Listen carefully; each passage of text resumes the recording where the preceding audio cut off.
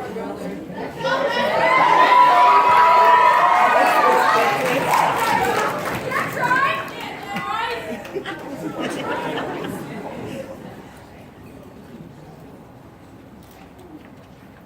evening, parents, faculty, administration, staff, and honored guests.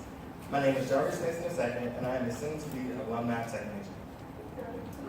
Hey, nice work too, don't you? Please join me in another round of applause congratulating my fellow graduates.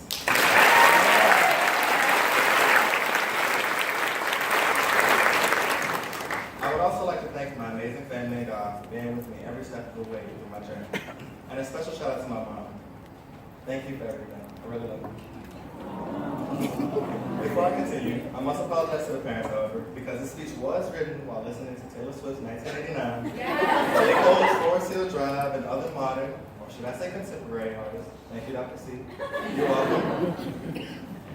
So please prepare yourself for the amount of today's lingo you're about to hear. Hashtag lit. So here we go. Today is the day that we have all been waiting for since our last first day at arts this year.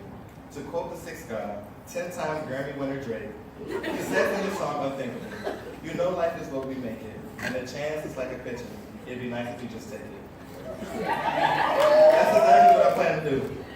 I'm going to take a chance and Snapchat it, Instagram it, Facebook it, tweet it, and whatever else is popular in 20 years, because that's what it takes to be successful, taking a chance. Consider this. We all did take a chance and tested our luck by becoming a part of this arts family, and really did leave our mark on the school. I mean, hey, we made history in the gym. And I'm not only talking about the girls' basketball team making it to states. Shout out to y'all.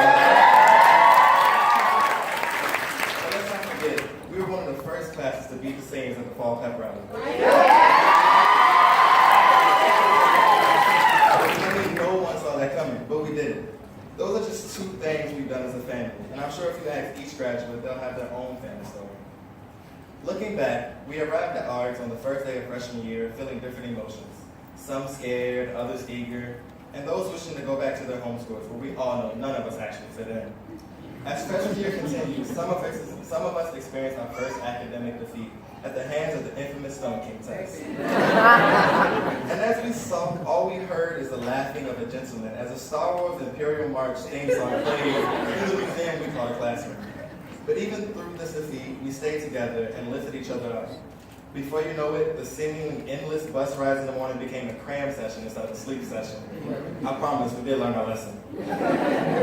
Thanks again to the parents for the desserts we wiped our tears on. I don't know where I'd be without my grandma's sweet potato pie. Thanks, Grandma. Amen. And then as sophomores, we took more chances and stepped out of our focus area to try new things in the school.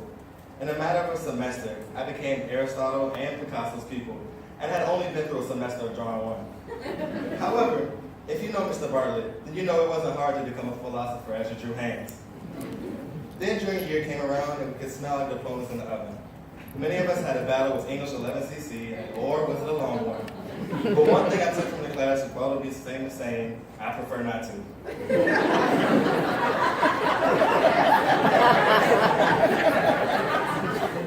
That became my response to everything around that time. Are you going to study for that during the test tomorrow? I prefer not to. And of course, I stayed up all night studying shamanism, wondering what possessed me to wait till the last minute. And then I'd hear the next day, or just a couple weeks later, "Dr. Jordan, put the test grade in. Have you checked Power School?" And of course, my response would be, "I prefer not to." Junior year continues, and when you look outside of door 12 and B15, you see juniors performing the egg drop. Again, taking chances. Although some did crack, that goes to show you that some things don't always go as planned.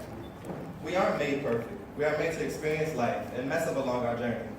After tackling those obstacles, we find ourselves at senior year. And boy, were we still a senioritis. But we still came and stayed productive and inspired, as 89 students could, while all they could think about is walking across the stage and hearing the names called in the James L. Rufer Performing Arts Center. So I would like to ask all of my fellow graduates to take one thing from what I've said today. Please, take chances before it's too late and test your luck. When you step into that college life, be sure to step outside of your comfort zone. Take those classes that pique your interest, but don't necessarily fit your major. Art showed us that even as a theater major, you can take an AP Computer Science exam. God bless you, Jerome. Or be a tech major and at least attempt picked to take a dance class. Yeah, I'm talking about you, Melvin.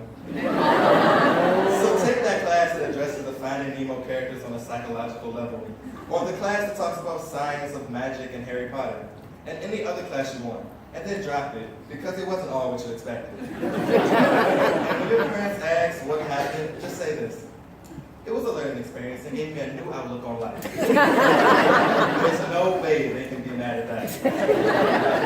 So remember, we are born to make mistakes, but also remember what arts has taught us about living through mistakes and producing greatness from them. And in the great words of Troy Bolton, we really are all in this together.